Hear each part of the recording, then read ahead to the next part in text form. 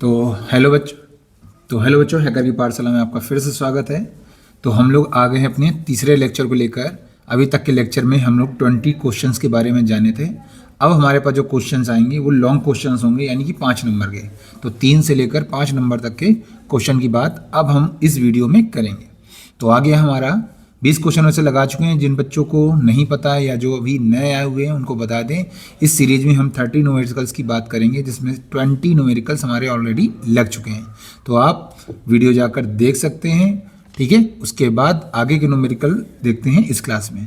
तो हमारे स्क्रीन पे जो है वो 21वां न्यूमेरिकल क्या कह रहा है, किसी प्रत्यावर्ती परिपथ में एल, सी और आर श्रेणी क्रम में जुड़े हैं। इस परिपथ का आरेख बनाइए। यानी कि हमारे पास LCR परिपथ है, इसका सबसे पहले आरेख बना के देना है।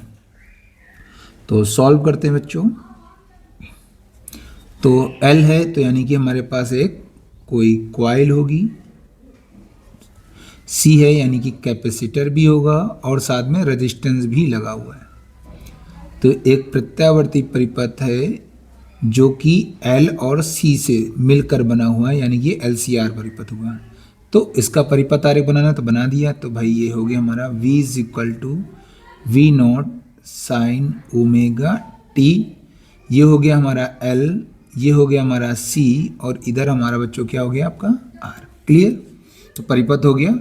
कह रहा है परिपथ की प्रतिबाधा एवं अनुनादी आवृत्ति के लिए सूत्र, यानी कि LCR परिपथ की प्रतिबाधा भी चाहिए। तो भाई पहला तो आरेख था तो ये क्लियर हो गया। उसके बाद निकालते हैं यहाँ पर परिपथ की प्रतिबाधा। तो परिपथ की प्रतिबाधा बच्चों क्या होती है, Z √ सूत्र याद होगा आपको, XL - XC का होल स्क्वायर प्लस आपका R²। ठीक है, ये हो गया प्रतिबाधा का सूत्र। तो पहला पार्ट हो गया आपका।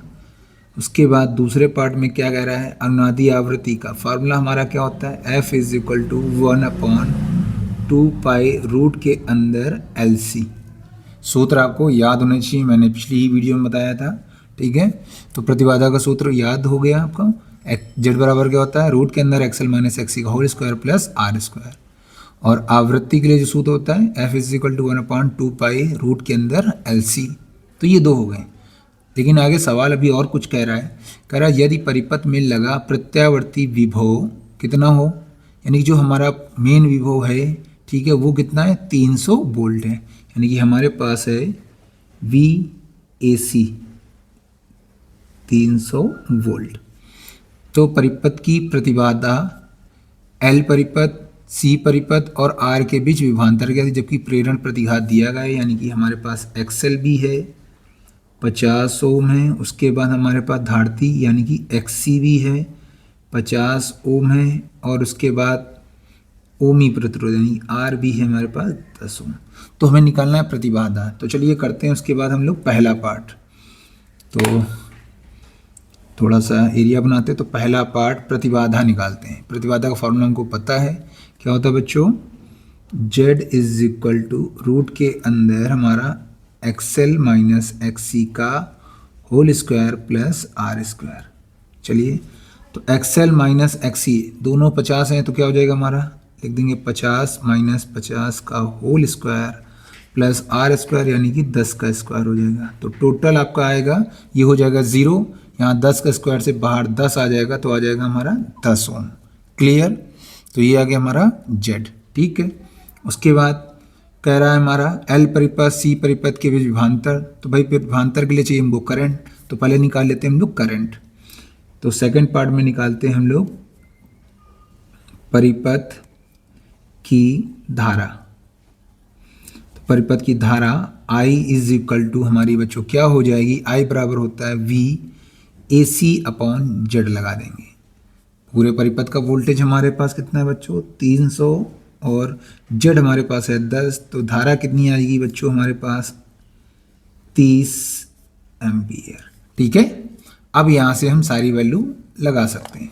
तो अगर हमको चाहिए XL हो गया, हमारे पास XC है, R है, और हमको सारे परिपथों का वोल्टेज चाहिए। ठीक है, तो L परिपथ का वोल्टेज निकालने के लिए हम लोग लिख देंगे यहाँ पर VL बराबर क्या हो जाएगा आई एक्सएल।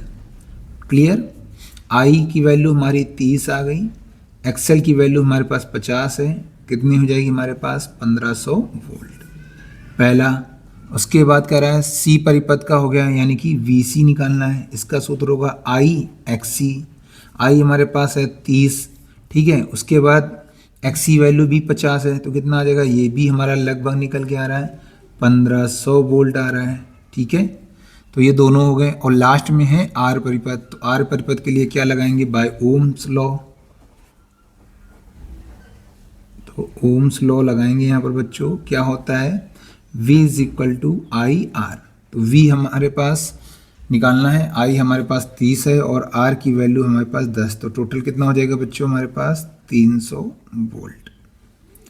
तो ये वाला जो क्वेश्चन है वो अभी यूपी बोर्ड एमएसपी की साइड में, यानी यूपी एमएसपी की साइड पे 2025 का प्री बोर्ड पे वो लॉन्च किया है, उसमें ये न्यूमेरिकल दिया गया है आपका, ठीक है। तो उसमें क्या क्या पूछ रहा था, हमें आरेख बनाना था। तो पहला हो गया हमारा आरेख बना दिया हम लोगों ने, ठीक है। उसके बाद हमारे पास क्या पूछ रहा था, परिपथ की प्रतिबाधा और आवृत्ति का सूत्र। तो ये लिख दिया हमने, प्रतिबाधा और आवृत्ति का सूत्र। तो ये 5 नंबर का न्यूमेरिकल आया है, ठीक है। उसके बाद कह रहा है यदि परिपथ में लगा विभव दिया गया, यानी पूरे परिपथ का वोल्टेज दिया था, ठीक है। तो प्रतिबाधा पूछ रहा था, हमने जेड निकाल दिया। एल परिपथ का हमें वोल्टेज चाहिए था, सी का वोल्टेज, आर का वोल्टेज। तो सारे वोल्टेज के लिए करंट कॉमन थी, तो हमने करंट निकाली। कैसे निकाली, V A C upon Z. V A C 300 था, जेड हो गया 10, आई आ गई। और इन फॉर्मूला में यूज करके हम लोगों ने क्या निकाल लिया, वोल्टेज, ठीक है। तो नोट कर लीजिए। इसके बाद चलते हैं अपने अगले क्वेश्चन पे। तो बच्चों आ गए अपने 22वें नंबर क्वेश्चन पे, जो कि प्रत्यावर्ती धारा परिपथ का ही है। एक परिपथ दिया है और इस परिपथ में हमारे पास है एल, यानी कि हेनरी में दिया है, यानी कि हमारी कुंडली स्वप्रेरण हो गया। और यहाँ पर रेजिस्टेंस प्रतिरोध दिया गया है 500, और इसके बाद कैपेसिटर की कैपेसिटी दी गई है, यानी कि 20 माइक्रोफैरेड। साथ में हमें एसी वोल्टेज की इक्वेशन दी गई है 200 साइन 100t। और हमको क्या क्या ज्ञात करना है बच्चों, पहला पार्ट है एक्सएल यानी कि प्रेरण प्रतिघात, धारतीय प्रतिघात एक्सी, प्रतिबाधा जेड, और हमको फाई कलांतर चाहिए धारा और वोल्टता के बीच में, साथ में वर्ग मादमूल मान वो भी वोल्टेज का, यानी कि वीआरएमएस। तो चलिए सबसे पहले हमें जो जो दिया है वो हम लोग करते हैं बच्चों नोट।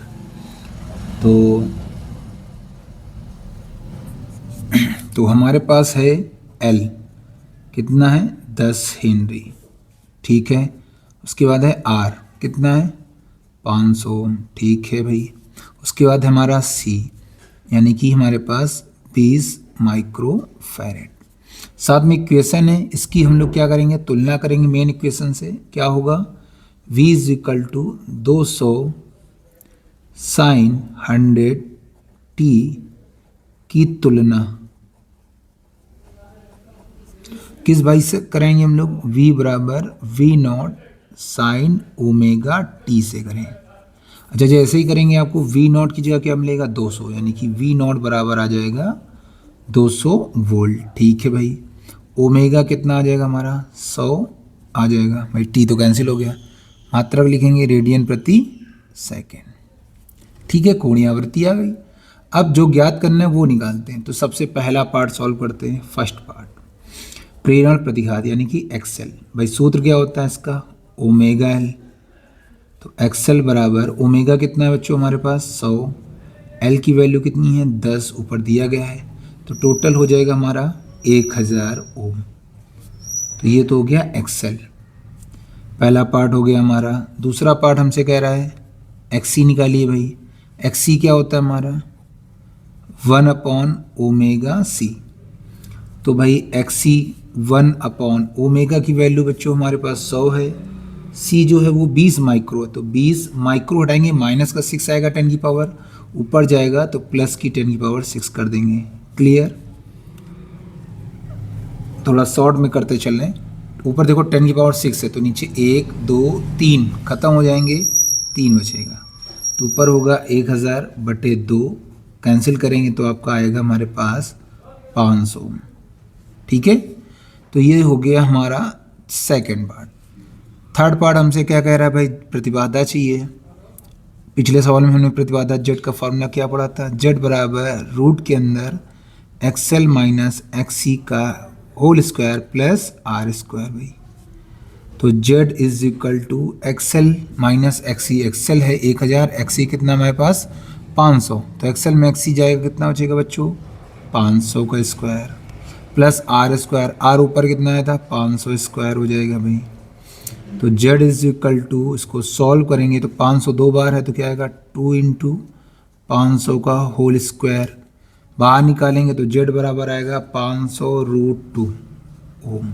ठीक है, बाकी √2 की वैल्यू रख के आप इसे सॉल्व भी कर सकते हैं। चलिए उसके बाद 3 पार्ट हो गए, अब आते हैं हम लोग अपने फोर्थ यानी कि चौथे पॉइंट पे। तो चौथा पॉइंट यानी कि फोर्थ पॉइंट हमसे पूछ रहा है कलांतर। तो भाई LCR परिपथ की कला के लिए हम लोग क्या लगाते हैं, tan फाई का फॉर्मूला क्या होता है एक्सएल माइनस एक्सी बटे आर। भाई एक्सएल हमारा कितना है, एक्सएल माइनस एक्सी डायरेक्ट करते हैं, एक्सएल 1000 है, एक्सी 500 है, तो कितना आ जाएगा हमारा 1000 माइनस 500 बटे आर। आर की वैल्यू ऊपर कितनी है 500, तो आपका टोटल जो आ रहा है वही 500 बटे 500 आ रहा है, यानी कि ये वो हो गया 1। ठीक है, तो tan फाई की वैल्यू हो गई 1, और ये tan में किसकी होती भाई 45 की, तो 5 बराबर कितना आ गया हमारा 45। ये हो गया फोर्थ। अब आया है वोल्टेज का वर्ग माध्य मान, तो ये तो सिंपल है भाई, क्योंकि VRMS का फॉर्मूला क्या होता है बच्चों V0 अपॉन √2। V0 हमारे पास आया है 200 अपॉन √2। √2 का ऊपर नीचे क्या कर लीजिए आप लोग मल्टीप्लाई करा लीजिए, तो भाई इस √2 से 2 आएगा और इससे ये कैंसिल, तो VRMS जो बच्चों हमारा आएगा ऊपर कितना होगा 100√2 वोल्ट।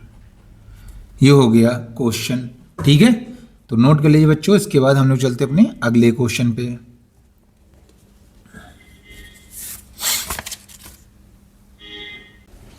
तो आ गए अपने अगले क्वेश्चन पे। अगला क्वेश्चन क्या कह रहा है, नाभ की संलयन अभिक्रिया में मुक्त हुई ऊर्जा निकालनी है, यानी कि एक रिएक्शन दी है न्यूक्लियस की है। ये क्या कह रहा है हमारे पास 1s2 प्लस 1s3, इनका जब हम लोग क्या करते हैं एडिशन करते हैं तो हमें क्या मिलता है 2He4, यानी कि इन दोनों का संलयन हो रहा है, हमें हीलियम मिल रहा है साथ में एक न्यूट्रॉन, और जो ऊर्जा मुक्त हो रही है वो निकालते हैं। तो भाई सिंपल है, आपने न्यूक्लियस में पढ़ा होगा। ठीक है, ऊर्जा निकालने के लिए हमको क्या चाहिए होगा द्रव्यमान क्षति। ठीक है, तो चलिए निकाल लेते हैं। तो सबसे पहले हम लोग क्या निकालेंगे, ये वाली लेफ्ट साइड, यानी कि रिएक्शन होने के पहले, ये रिएक्शन होने के बाद। तो क्या लिखेंगे हम लोग यहाँ पे, अभिक्रिया से पहले क्या लिखेंगे नाभिक का द्रव्यमान।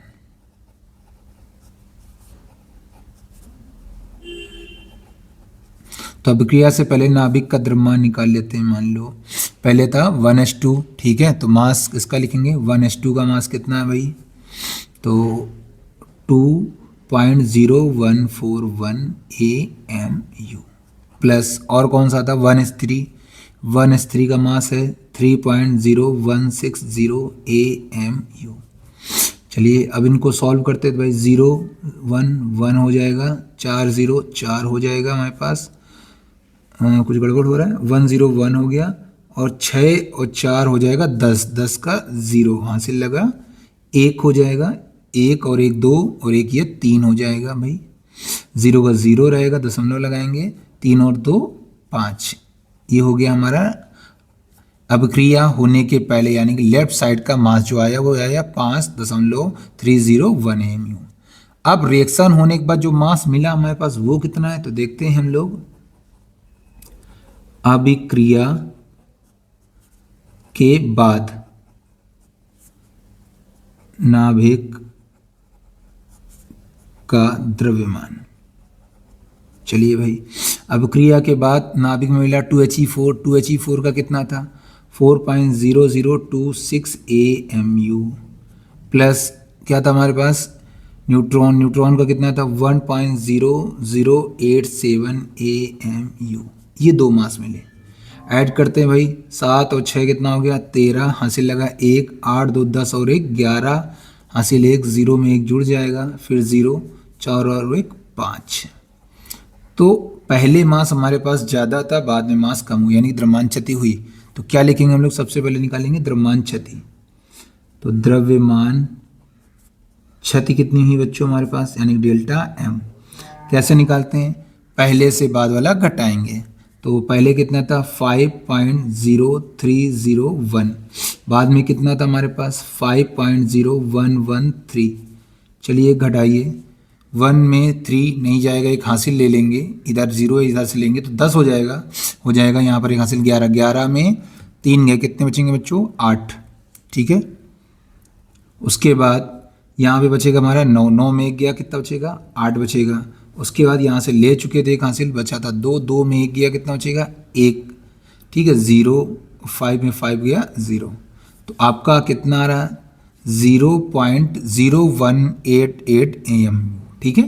बाकी आपको पता होगा कि ऊर्जा निकालने के लिए हम लोग क्या करते हैं, अगर AMU में मास नहीं kg में आता है तो डेल्टा mc² लगाते हैं, अगर हमारे पास AMU में डेल्टा m होगा तो 931 MeV का गुणा करते हैं। तो क्या लिखेंगे हम लोग, मुक्त ऊर्जा Q बराबर कितनी आ जाएगी भाई, डेल्टा m इंटू 931 MeV।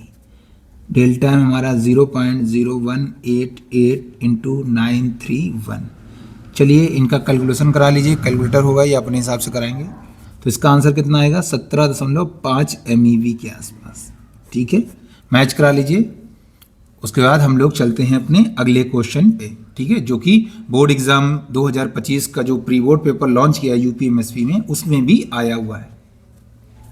तो आ गए अपने अगले क्वेश्चन में बच्चों।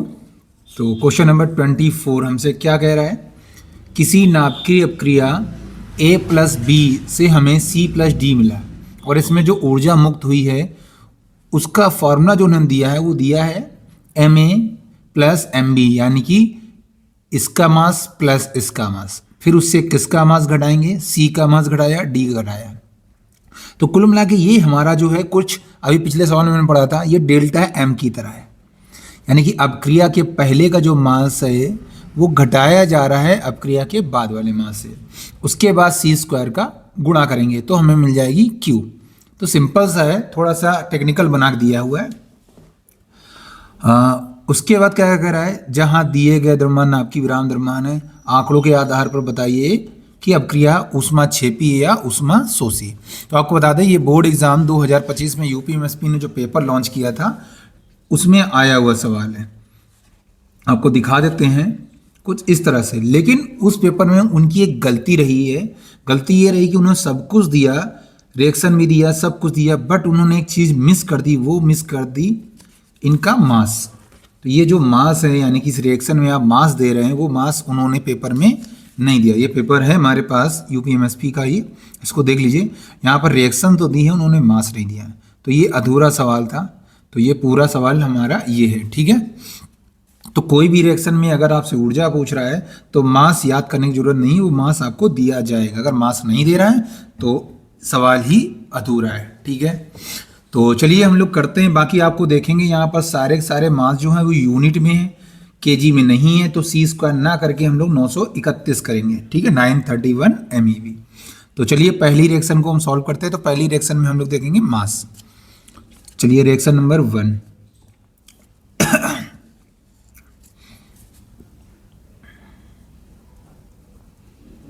तो फर्स्ट रिएक्शन उठाते हैं 1H1 प्लस 1H3 से हमको मिलता है 1H2 प्लस 1H2। तो इसमें लिखते हैं अपक्रिया के पहले निकाल के देखते हैं, ठीक है। तो हम लोग क्या निकालेंगे, अपक्रिया के पहले, थोड़ा इंग्लिश कुछ लिखते हैं, थोड़ा हिंदी में बहुत टाइम लग जाता है। अपक्रिया के पहले नाभिक का द्रव्यमान।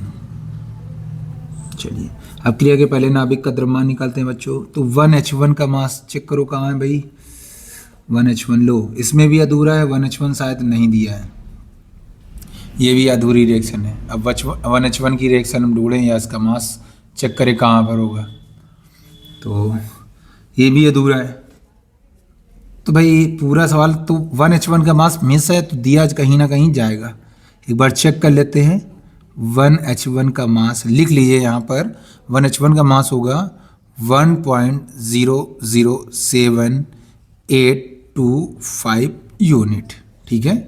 तो दिया नहीं है, याद रखेंगे जितनी भी रिएक्शन में यहाँ पर नाम यूज हो रहे हैं, ठीक है, जो भी हमारा एटम या परमाणु यूज हो रहा है उसका हमें मास दिया जाएगा, ठीक है।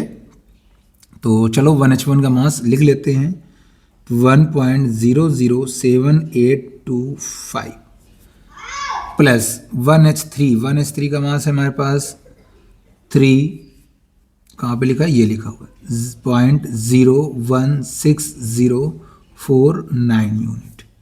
तो चलिए ऐड करते हैं, तो 9 5 हो गया हमारा, 14 हाथ से लगा, 14 हाथ से लगा, 1 4 और 1 5 2 7 हो जाएगा, ठीक है।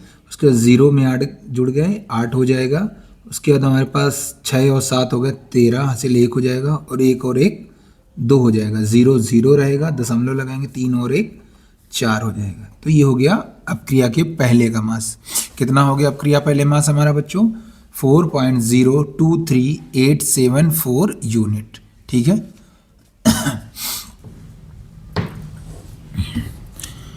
उसके बाद हम लोग आते हैं अपक्रिया के बाद, तो आफ्टर रिएक्शन लिख लीजिए, शॉर्ट फॉर्म में अगर लिखें अपक्रिया के बाद, ठीक है, बाकी आप लोग लिख लीजिए। तो अपक्रिया के बाद हमारा कितना आ रहा है बच्चों, अपक्रिया के बाद 1H2 है, तो 1H2 का मास है 2.014102 प्लस फिर से 1H2 यानी 2 टाइम्स, सीधे सीधे हम लोग क्या करते हैं, 2 का गुणा कर देते हैं।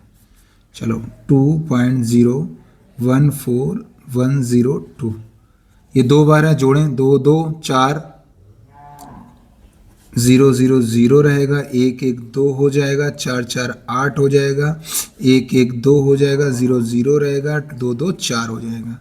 तो अपक्रिया के पहले का मास ये रहा हमारा, अपक्रिया के बाद का मास ये रहा, ठीक है। अब हम लोग क्या निकालेंगे, द्रव्यमान क्षति निकालते हैं।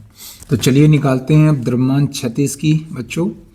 तो डेल्टा M बराबर अपक्रिया के पहले वाला द्रव्यमान और अपक्रिया के बाद वाले से घटाएंगे।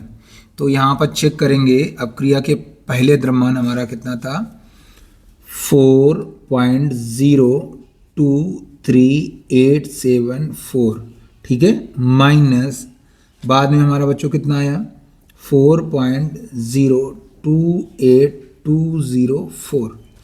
अब जरा चेक करेंगे यहाँ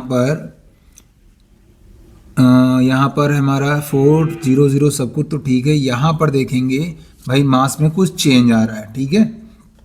इसमें कितना है, इकाई, दाई, सैकड़ा, हजार, 10,000, तो ये 28,204 के आसपास है, और ये 23,000 है 874, यानी कि जो बाद वाला मास है वो पहले वाले से ज़्यादा आ रहा है, ठीक है। इसका मतलब ये छोटा हो गया, ये बड़ा हो गया, तो जाहिर सी बात हमें इससे इसको घटाएंगे अब, ठीक है। अब घटा के देखेंगे, और साइन किसका आएगा, हमारा माइनस का आएगा। तो 4 में 4 गया बच्चों, कितना आ गया, 0, यहाँ आपको घटा के दिखा दे रहे हैं हम लोग।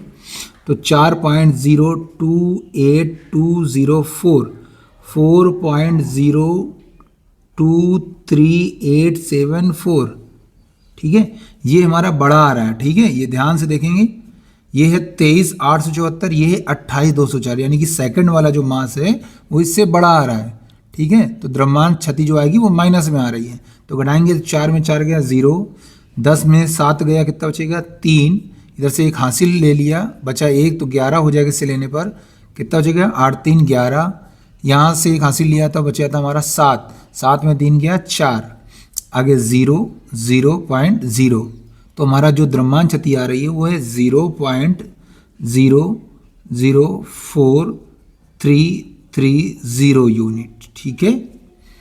तो डेल्टा M जो आ रही है माइनस में आ रही है, तो ऊर्जा जो निकालेंगे Q बराबर वो क्या लगाएंगे भाई, डेल्टा M इंटू 931 MeV। भाई डेल्टा M कितना है, माइनस का 0.004330 इंटू 931 MeV। अब जरा इनको सॉल्व करें आप, ठीक है। जब इनको सॉल्व करेंगे तो जो ऊर्जा आएगी वो माइनस में आएगी, और ऊर्जा माइनस में है यानी कि ऊष्मा शोषी रिएक्शन है, पूछा ना, ऊष्मा क्षेपी की ऊष्मा शोषी। तो आपको पता है ऊष्मा अगर या ऊर्जा हमारी माइनस में आती है तो वो शोषी होती है, प्लस की आती है तो क्षेपी होती है, ठीक है। तो उनका कैलकुलेशन कराएंगे तो आपका कितना आंसर आएगा, कैलकुलेट कर लीजिएगा। तो आंसर हमारा जो लगभग आएगा वो आएगा 4.031 MeV के आसपास। ठीक है, तो लिखेंगे ये हमारी रिएक्शन है ऊष्मा शोषी। क्यों है? क्योंकि नेगेटिव में ऊर्जा आ रही है। ठीक है, अब आते हैं दूसरी रिएक्शन पे। तो आई होप आपको समझ में आ गया होगा। दूसरी रिएक्शन आप लोग स्वयं कर सकते हो। ठीक है, दूसरी जो आएगी वो आएगी ऊष्मा क्षेपी। तो आपको उत्तर बता दे रहे हैं हम लोग। सेकेंड वाली रिएक्शन आपको स्वयं करनी है और कमेंट करिएगा उसका आंसर सही आ रहा है नहीं आ रहा है। तो 4.62 MeV आंसर आएगा और ये आएगा प्लस में, तो ये ऊष्मा क्षेपी रिएक्शन होगी। तो सेकेंड वाला आप लोग करके दिखाएंगे और हमें कमेंट करेंगे। तो नोट कर लीजिए आप लोग फार्मूला। ठीक है, उसके बाद सवाल नोट कर लीजिए और ये रहा बचा हुआ सवाल। तो उसके बाद चलते हैं हम लोग अपने नेक्स्ट क्वेश्चन पे बच्चों। तो आगे अपने अगले क्वेश्चन में बच्चों, अगला क्वेश्चन क्या कह रहा है हमसे, एक धारा मापी के साथ 4 ओम का संट लगाने पर धारा मापी में वैद्युत धारा 1/5 रह जाती है। यदि इस प्रबंध में 2 ओम का संट और लगा दें तब धारा मापी में कुल कितनी वैद्युत धारा बहेगी। तो 2 केस दे रहा है, तो सॉल्व करते हैं बच्चों। इसमें 2 केस हैं। तो पहला केस, तो पहले तो हम इसमें कुछ मान लेंगे। माना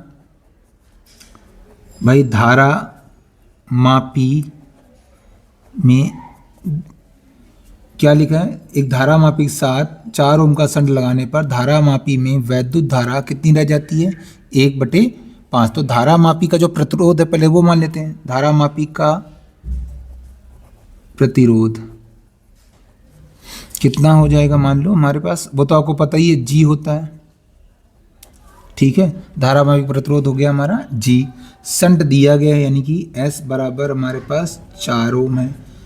और धारा क्या है, पहले वाली वैद्युत धारा यानी कि IG। धारा मापी में जो वैद्युत धारा यानी कि IG वो मेन धारा की कितनी हो गई, 1/5। नोट कर लिया भाई। तो इस प्रबंध में 2 ओम का संट और लगाना, तो ये केस नंबर 1 है जिसमें 4 ओम का संट लगा है और हमें IG जो मिली है वो 1/5 मिली है। तो चलिए केस 1 को सॉल्व करते हैं। इसमें पहले निकालते हैं धारा मापी प्रतिरोध।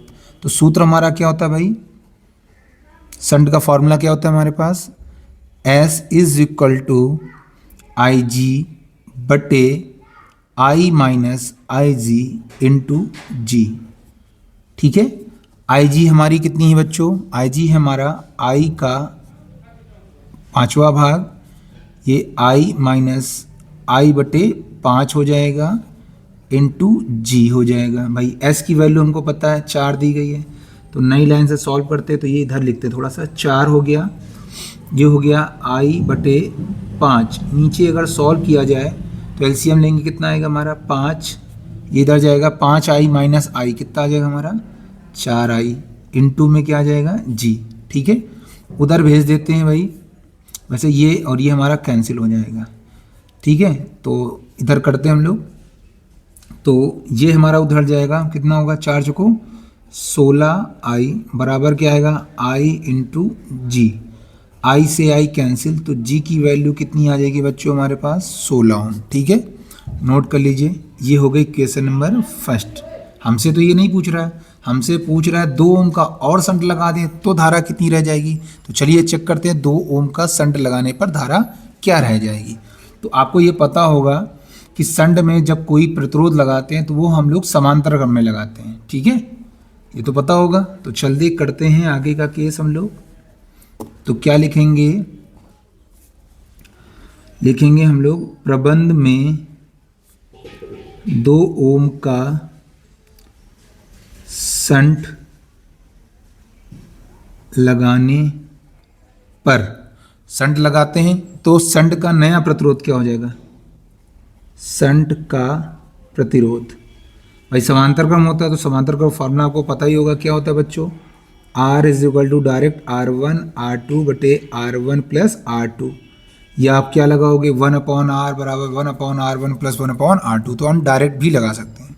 तो संट का प्रतिरोध जो आएगा नया वाला वो क्या आ जाएगा, नए वाले को डालेंगे S डैश, क्या हो जाएगा पहले वाला यानी कि जो S था इंटू नया प्रतिरोध हमारा R जुड़ा है into S plus R। S पहले संड कितना था हमारा 4, जुड़ा क्या हमारा 2 ओम का, नीचे कितना आया 4 प्लस 2, ऊपर कितना होगा हमारा 8, नीचे 4 2 6। सॉल्व करेंगे तो संड का नए संड का प्रतिरोध कितना आ जाएगा, 4 का काटेंगे तो कितना आएगा 2 चौको 8, 2 3 6।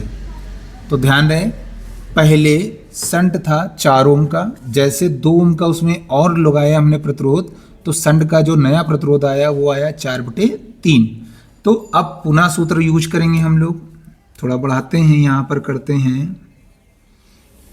अब तो नया संड का फॉर्मूला बच्चों क्या हो जाएगा, संड एस डैश बराबर हमारा आ जाएगा आई जी, ठीक है, आई माइनस आई जी इंटू में हमारा जी, ठीक है। और जी की वैल्यू हम लोग कितनी निकाल चुके थे 16 ओम, ठीक है। चलिए करते हैं, तो ये आ गया हमारा 4/3 बच्चों, ये हो गया आई जी, आई माइनस आई जी इंटू जी की वैल्यू हो गई 16, तो 4 चौको 16, ठीक है। इसको सॉल्व करते हैं तो ये इधर जाएगा हमारा भाई, ये इधर जाएगा आई माइनस आई जी बराबर 4 3 12 आई जी हो जाएगा, तो यहाँ हो जाएगा 12 आई जी, ये आई जी इधर आ जाएगा, तो आई बराबर कितना आ जाएगा भाई 13 आई जी, डिवाइड में जाएगा तो जो आई जी है वो आई का अब कितना रह जाएगा 13वां, यानी कि 1/13 भाग रह जाएगा।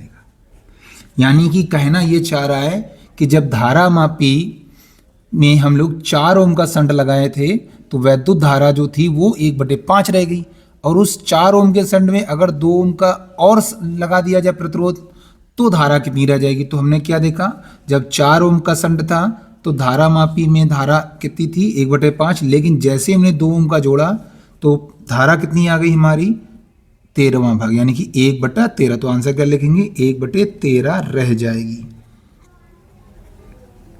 नोट कर लिए, ये VVIP क्वेश्चंस हैं, ठीक है। इस तरह के क्वेश्चन पेपर में आ सकते हैं। फॉर्मूला आपको याद होने चाहिए, रटे होने चाहिए। पहला चीज़ तो आपको संड का फॉर्मूला रटा होना चाहिए, यहाँ हम थोड़ा सा हाईलाइट कर दे रहे हैं संड का फॉर्मूला, ठीक है। उसके बाद ये क्या है हमारे पास, जब भी कोई भी संड में प्रतिरोध जोड़ेंगे तो वो किस में जुड़ेगा हमारा बच्चों, समांतर क्रम में। तो ये फॉर्मूला ध्यान रखिए। तो चलिए नोट कर लीजिए, उसके बाद हम लोग चलते हैं अपने अगले क्वेश्चन पे। तो आगे अपने अगले क्वेश्चन पे, अगला क्वेश्चन कह रहा है सोडियम का कार्यफलन 2 इलेक्ट्रॉन वोल्ट है, क्या 7000 एंगस्ट्रॉम तरंग दैर्घ्य का प्रकाश उसके पृष्ठ से प्रकाश वैद्युत उत्सर्जन करेगा, इसके आधार पर उत्सर्जित प्रकाश इलेक्ट्रॉन की अधिकतम गति ऊर्जा क्या होगी। तो पहले तो ये चेक करेंगे कि प्रकाश उत्सर्जन होगा कि नहीं होगा, गति ऊर्जा की तो बात में होगी। तो आपको एक चीज़ ध्यान रहे, ये नोट पॉइंट में आप रख लीजिए ध्यान में कि जब भी फोटोन की ऊर्जा यानी कि E बराबर एच न्यू ग्रेटर देन होगी कार्यफलन यानी कि एच न्यू नॉट से, तो प्रकाश इलेक्ट्रॉन उत्सर्जित होगा, ठीक है। तो उत्सर्जन होगा, नहीं तो नहीं होगा। तो पहले ये चेक करेंगे कि जो 7000 का प्रकाश गिर रहा है क्या उसके फोटोन के पास उतनी ऊर्जा है कि उत्सर्जन होगा। अगर होगा तो गति ऊर्जा निकालेंगे, नहीं होगा तो नहीं निकालेंगे, सिंपल सी बात है। तो चलिए करते हैं हम लोग उसके बाद। तो सॉल्व करते हैं, लिखते हैं कार्यफलन यानी कि W बराबर 2eV। हम लोग पहले फोटोन की ऊर्जा निकालते, क्या निकालेंगे हम लोग 7000 एंगस्ट्रॉम की तरंग दैर्घ्य के प्रकाश के फोटोन की ऊर्जा, फोटोन की ऊर्जा क्या होता भाई E बराबर SC अपॉन लेमडा, भाई एच न्यू लगाएंगे, न्यू बराबर C अपॉन लेमडा। सॉरी 6.6 10 की पावर माइनस का 34, C की वैल्यू 3 इंटू 10 की पावर क्या होगा बच्चों 8 अपॉन लेमडा है 7000 एंगस्ट्रॉम, एंगस्ट्रॉम हटाएंगे 10 की घात माइनस 10 लग जाएगा।